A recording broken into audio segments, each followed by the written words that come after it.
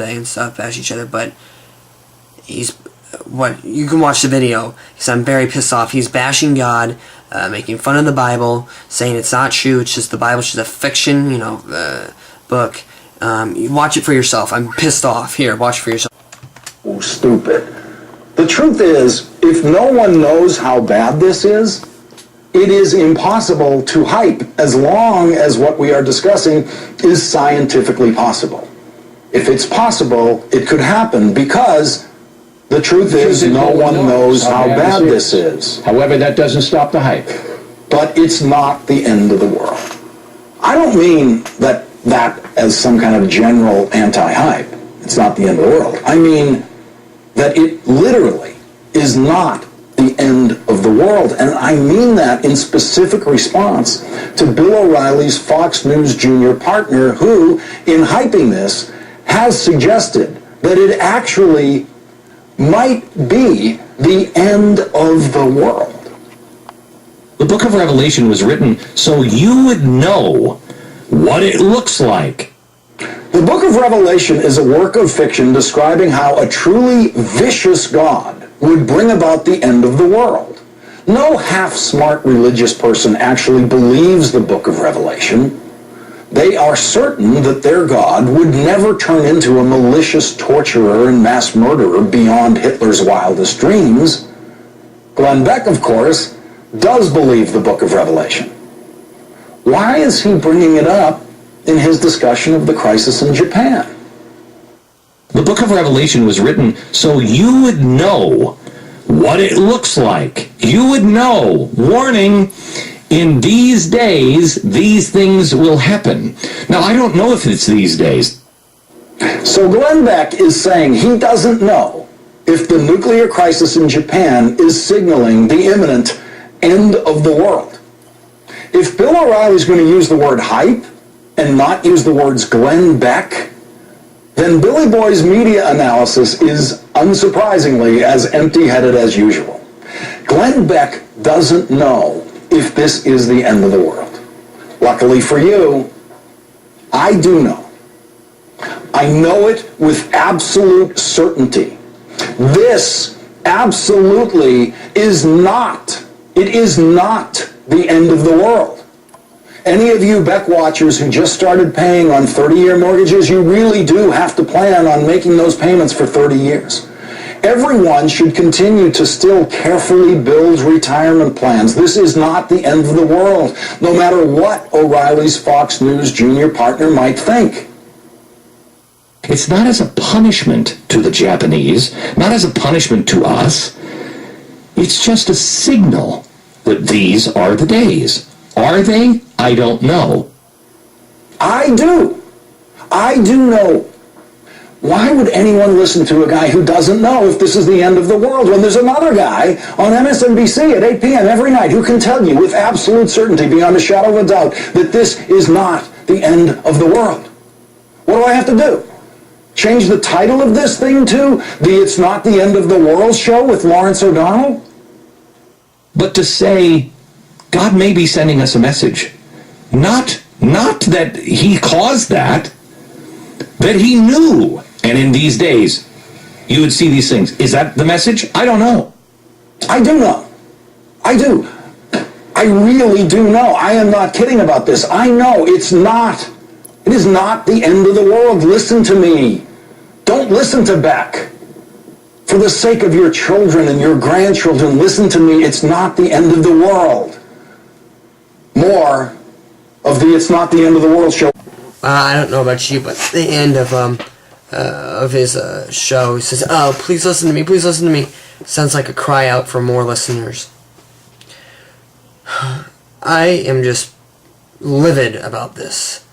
I have my own talk show. It's called Blog. It's on Blog Talk Radio. It's the No Bull Show, No Bull 101, and I wasn't gonna have a show tonight, but I just saw this and I had to just express my opinions and just my thoughts, and just how can you say that it's not the end of the world? I'm not saying that it is, but first of all, how can you blaspheme and say that, blaspheme God, and say that the Bible is just a fiction book? You know, No more than that. No more nor less. Second of all, how can you... how can I put this? You can express things in different ways and say them in different ways in different tones. Apparently, Glenn Beck said the end of the world. If you know, that could also be in the category of the second coming, meaning God's coming back. I believe in my generation, I'm 17. Hopefully, I'll live until 100. If not, then I'm just living it day by day, praising God every single day, every single breath I take. Thank you, Jesus. But what Glenn Beck meant was that, yes, it is the end of the world. Now, what does the end of the world mean? Let's break it down.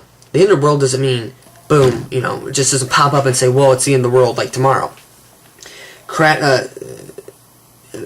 Catastrophic events and you know, things have to expire and correspond and, you know, happen to lead up to a big catastrophic, you know, world coming to an end, you know, God coming back, which that's what Mr. Glenn Beck was mentioning in Revelations, so-called, which in Revelations in the Bible, what Mr. O'Donnell would call a fiction book, which is not. As you can see, it was written over 2,000 years ago. It's predicting what is happening now. I mean, literally. It said there will be trials, tribulations, there will be floods. There will be, beyond which you can imagine, tsunamis, hurricanes, buildings will collapse, world disasters will happen. What is happening right now? We have disaster after disaster after disaster. Haiti, the worst ever. I mean, one of the worst. Japan, in the top 5 worst ever tsunamis and earthquakes. In who knows how many years. It's a wake-up call. I'm not saying, you know, stop, you know, like Mr. O'Donnell said, stop, you know, paying your mortgage and stuff. Live daily, but don't listen to Mr. Lawrence O'Donnell and say, and believe him, because he's not right. He's the opposite. He's wrong. Dead wrong. And I'm going to use a quote from a good movie called Due Date. You better check yourself, Mr. O'Donnell, before you wreck yourself. You've already wrecked yourself, buddy. I mean, literally. What gives you the audacity, what gives you the mind, you know, what gives you the right to blaspheme God, you know, what you're mainly saying, to ridicule, you know, bash the Bible, say that there's, you know, just a fictional book, you know, say that, you know, you would have to be a religious nut, you know, to believe that. And you know what? They call me a nut, call me a Jesus freak, because that's what I am. And you know what, Mr.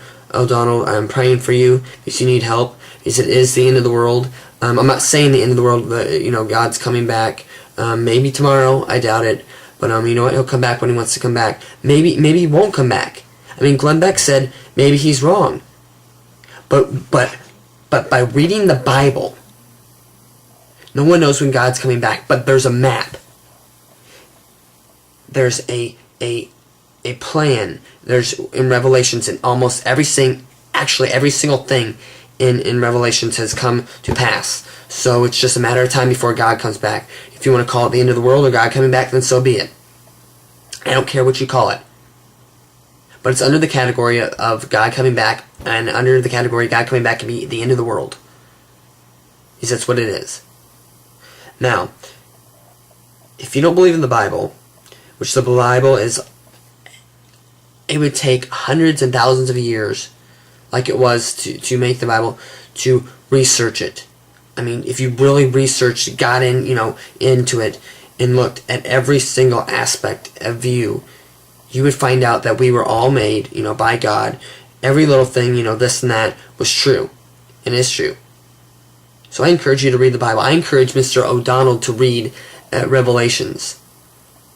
Now, it's very hard. I haven't read Revelations a lot because it's extremely hard to digest and to you know, inhale, and, you know, and to just to soak in. It's extremely hard.